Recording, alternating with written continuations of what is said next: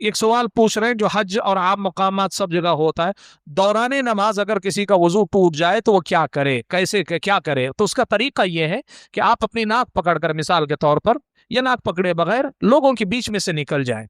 सफ के दरमियान से गुजरना कोई हरज नहीं, इसलिए कि इमाम के पीछे अगर आप हैं तो इमाम का सुतरा सारे मुक्तदियों का सुतरा, आप सफों के दरमियान से गुजरेंगे तो उससे नमाजियों के सवाब में कमी नहीं आएगी।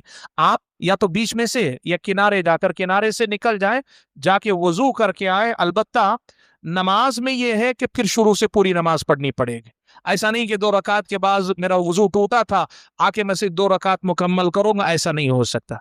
इबादतें 2 किस्म की होती हैं। अहले इल्म उसको बताते हैं कि वो इबादत के अल्लदी यत्तसिलु तत्तसिलु बिदायतुहु मिन निहायती, इब्तिदा और इंतहा मिलकर इबादत पूरी होती है।